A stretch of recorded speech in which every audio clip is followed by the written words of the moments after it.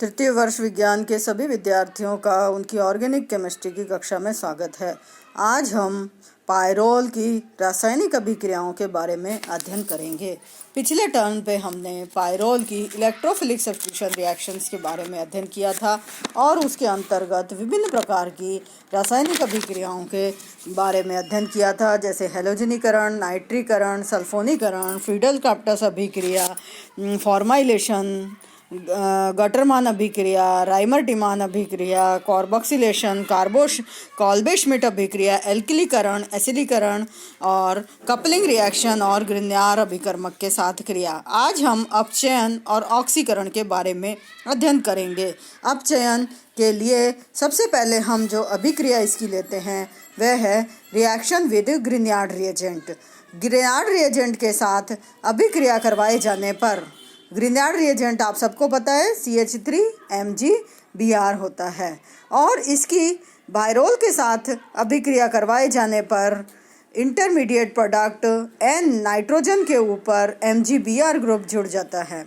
फिर इसका carbon dioxide की उपस्थिति में कार्बोक्सिलीकरण और फिर तनु HCl के साथ अभिक्रिया कराने पर 2-पायरोल कार्बोक्सिलिक एसिड का निर्माण होता है। अब हम इसके ऑक्सीडेशन रिडक्शन रिएक्शंस की बात करते हैं। पहले अपचयन की अभिक्रिया के बारे में बात करते हैं। यदि अपचयन वीक रिएजेंट जैसे जिंक और एसिटिक एसिड की उपस्थिति में होता है तो एक डबल बॉन्ड सिंगल बॉन्ड में कन्वर्ट हो जाता है और 2 हाइड्रोजन उस जगह पर जुड़ जाते हैं और पायरोल से पायरोलीन बन जाता है। अब इस पायरोलीन की फास्फोरस और हाइड्रोआयोडिक एसिड की उपस्थिति में अभिक्रिया करवाए जाने पर पायरोलिडीन का निर्माण होता है। पायरोलिडीन एक नॉन एरोमेटिक प्रोडक्ट है और ये सेकेंडरी एमीन की तरह से व्यवहार करता है। निकेल और हाइड्रोजन की उपस्थिति में, जो कि एक स्ट्रॉन्ग रिएजेंट है, उसकी उपस्थिति में पायरोल 200 डिग्री सेंटीग्रेड पर पायरोलिडीन में परिवर्तित हो जाता है। ऑक्सीकरण की अभिक्रिया में पायरोल को जब क्रोमियम ऑक्साइड से H2SO4 की उपस्थिति में ऑक्सीकृत करवाया जाता है तो मेलेनिएमाइड बनता है। मेलेनिमाइड का निर्माण होता है और यहाँ पर 2 और 5 पोजीशन पर कार्बोनाइल ग्रुप आ जाता है।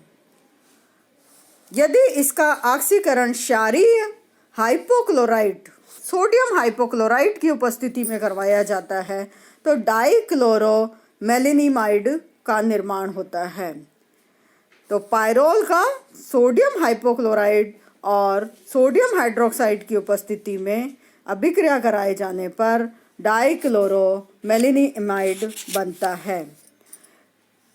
पायरोल कुछ अन्य प्रकार की अभिक्रियाएं भी देता है, जिसमें मैनिच अभिक्रिया महत्वपूर्ण अभिक्रिया है।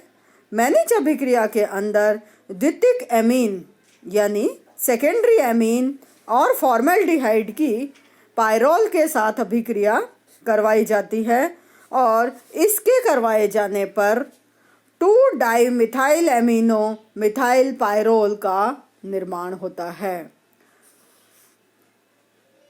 पायरोल की मैलिक एनहाइड्राइड के साथ अभिक्रिया। मैलिक एनहाइड्राइड के साथ पायरोल की अभिक्रिया करवाए जाने पर यहाँ पर उत्पाद डील्स एल्डर कंडेंसेशन की तरह से नहीं बनता है और मैलिक एनहाइड्राइड की 2 स्थिति में यानी 2 पोजीशन पर इलेक्ट्रॉन्स नहीं की तरह से ये जुड़ता है और एक प्रतिस्थापन उत्पाद बनाता है। ये अभिक्रिया अन्य एरोमेटिक कंपाउंड के साथ होने वाली अभिक्रिया से विपरीत है।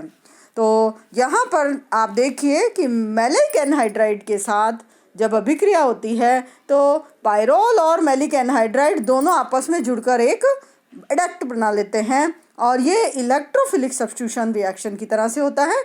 और आगे यदि इसका जलपघटन करवाया जाता है तो जो मैलिक एनहाइड्राइड वाला पोर्शन है, जो 5 मेंबर्ड रिंग मैलिक एनहाइड्राइड की जुड़ती है, वो ऑक्सीडाइज हो जाती है, वो टूट जाती है और वहाँ पर 4 मेंबर्ड प्रोडक्ट का निर्माण होता है, जैसा कि आपको स्क्रीन पर दिखाई देता है। और इसको हम बनने वाले प्रोडक्ट को हम 2 पायरोल सक्सिनिक एसिड कहते हैं, क्योंकि वहाँ पर ये जो बॉन्ड टूटता है उसमें एक ऑक्सीजन जो 5 मेंबर रिंग की थी वो निकल जाती है और साइड में जो है वो सक्सिनिक एसिड का मॉलिक्यूल एक सब्स्टिट्यूट की तरह से उसके साथ जुड़ा हुआ होता है। तो इस तरह से ये 2-पायरोल सक्सिनिक एसिड बनता है। अब हम अगली अभिक्रिया लेते हैं जो है रिंग ओपनिंग। रिंग ओपनिंग या वलय का खुलना। पायरोल वलय अम्ल या क्षार की उपस्थिति में आसानी से नहीं खुलती है। क्यों नहीं खुलती है? क्योंकि इसमें एरोमेटिक करैक्टर प्रेजेंट होता है। परंतु पायरोल की यदि अभिक्रिया हम हाइड्रोक्साइलएमीन हाइड्रोक्लोराइड की उपस्थिति में करवाते हैं तो हाइड्रोक्साइलएमीन हाइड्रोक्लोराइड की उपस्थिति में एथेनैलिक विलयन के साथ गर्म करने पर यह रिंग खुल जाती है और सक्सिन एल्डिहाइड डाइऑक्सिम का निर्माण होता है। सक्सिन एल्डिहाइड डाइऑक्सिम का इसके अंदर निर्माण होता है, जो कि प्रोडक्ट आपको स्क्रीन पर दिखाई दे रहा है। तो इस तरह से इसमें रिंग खुल जाती है। इनकी जो 5 मेंबर्ड रिंग है वो खुल जाती है और एक 6 मेंबर्ड ओपन चेन कंपाउंड का निर्माण होता है, जिसमें 4 कार्बन परमाणु हैं और 2 डबल बॉन्ड NOH ग्रुप जुड़े हुए होते हैं और डाइऑक्सिम का निर्माण हो जाता है। अब हम एक महत्वपूर्ण अभिक्रिया की बात करते हैं। इसमें भी रिंग ओपनिंग होती है और इसको हम कहते हैं हाफमैन पूर्ण मिथाइलेशन या हाफमैन पूर्ण मैथिलीकरण, हाफमैन्स एग्जॉस्टिव मिथाइलेशन कहते हैं। और यहाँ पर भी पायरोल वलय जो है वो खुल जाती है। पायरोल सोडियम और इथाइल अल्कोहल की उपस्थिति में या प्लेटिनम और हाइड्रोजन की उपस्थिति में अभिक्रिया कराने पर पायरोलिडीन का निर्माण करता है। अब इस पायरोलिडीन की 2 मोल मिथाइल आयोडाइड के साथ अभिक्रिया करवाई जाती है और 2 मोल मिथाइल आयोडाइड के साथ अभिक्रिया करवाए जाने पर ये डाईमिथाइल पायरोलिडीनियम आयोडाइड का निर्माण करता है। फिर ये आगे सिल्वर हाइड्रोक्साइड की उपस्थिति में अभिक्रिया करता है और अभिक्रिया करने के बाद एक साल्ट का निर्माण करता है। यहाँ पर सिल्वर हाइड्रोक्साइड की उपस्थिति में सिल्वर आयोडाइड बन जाता है और I-OH- से रिप्लेस हो जाता है। इस एडक्ट को 180 डिग्री टू 200 डिग्री सेंटीग्रेड पर गर्म करने पर 2 वाटर मॉलिक्यूल का रिमूवल हो जाता है और 1 डाईमिथाइल एमिनो 3 ब्यूटीन का निर्माण होता है।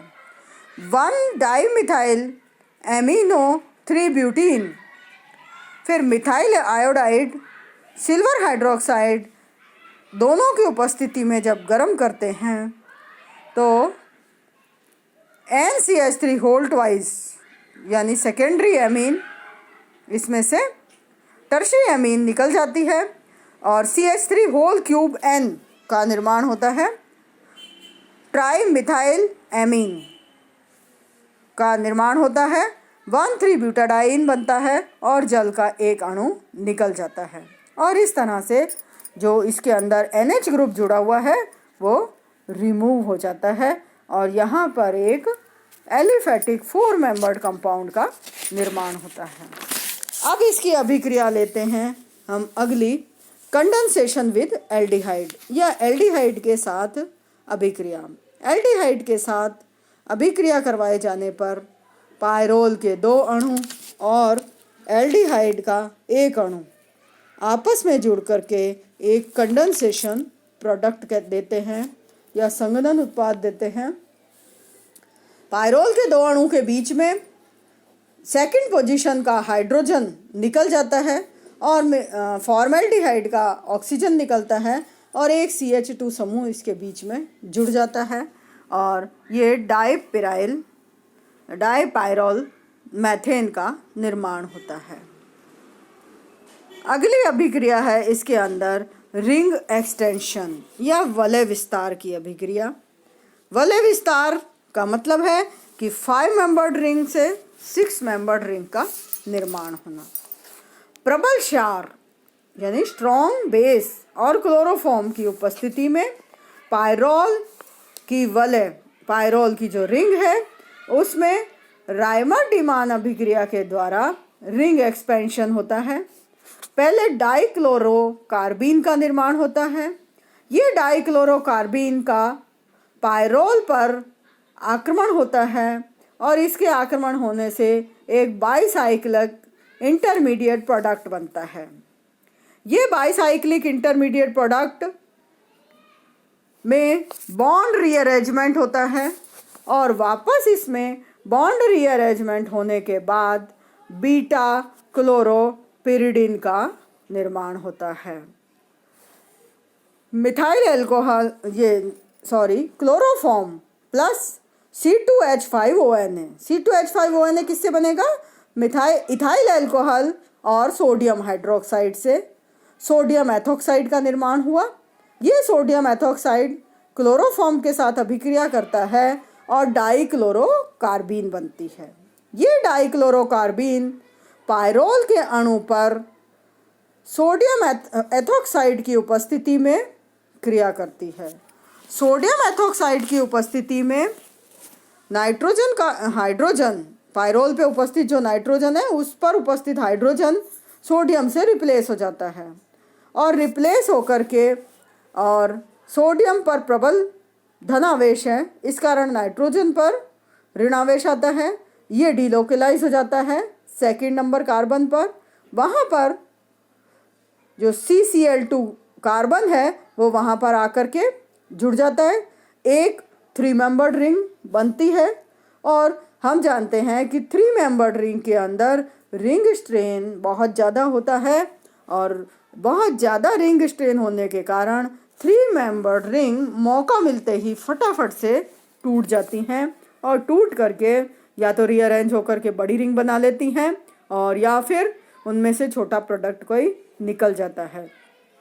तो यहाँ पर इस केस में जब ये 3 मेंबर्ड रिंग है तो यहाँ पर इस 3 मेंबर्ड रिंग में जो पायरोल का नंबर कार्बन मतलब नंबर 2 और नंबर 3 की पोजीशन वाला जो कार्बन था उनके बीच का जो बॉन्ड है वो टूट जाता है और उसके टूटने से ये जो कार्बन जो कि कार्बीन वाला था वो रिंग के अंदर आ जाता है और इस तरह से 5 मेंबर्ड रिंग से 6 मेंबर्ड रिंग का निर्माण हो जाता है और पायरोल से 6 मेंबर्ड पिरिडिन का निर्माण हो जाता है और एक जो Cl ग्रुप है वो उसकी 3 पोजीशन पर आ जाता है। तो इस तरह से पायरोल से कार्बीन के इंटरमीडिएट के द्वारा रिंग एक्सटेंशन होता है और वलय विस्तार के परिणाम स्वरूप 2-क्लोरोपिरिडिन का निर्माण होता है। तो इस तरह से पायरोल विभिन्न रासायनिक अभिक्रियाओं की दृष्टि से बहुत ही महत्वपूर्ण है और पायरोल रिंग प्रकृति में जो है वो बहुत महत्वपूर्ण रोल अदा करती है। प्रकृति में हीमोग्लोबिन के अंदर पायरोल रिंग जो है उपस्थित है, क्लोरोफिल के अंदर उपस्थित है, हेमिरिथ्रिन में उपस्थित है और इस तरह से जितने बहुत ही महत्वपूर्ण जो नेचुरल प्रोडक्ट हैं उनके अंदर उपस्थित है। यहाँ तक कि जो सिंथेटिक रूप से पायरोल को स्टार्टिंग मटेरियल लेते हुए हीमोग्लोबिन के निर्माण के भी अभिक्रियाओं का अध्ययन किया जाता है और क्लोरोफिल के निर्माण को भी जब सिंथेटिक रूप से स्टडी किया जाता है तो पायरोल और इसके डेरिवेटिव ही स्टार्टिंग मटेरियल के रूप में लिए जाते हैं। तो इनके सिंथेसिस के अध्ययन के लिए प्लस नेचुरल अबाउंडेंस की उपस्थिति में पायरोल एल्केलॉइड का, टर्पिनॉइड्स का और क्लोरोफिल, हीमोग्लोबिन और बहुत से नेचुरल प्रोडक्ट में बहुत ही महत्वपूर्ण एलिमेंट है। तो इस तरह से हमारा ये पायरोल कंप्लीट हो गया। अगले टर्न पे हम फ्यूरेन के बारे में अध्ययन करेंगे। धन्यवाद।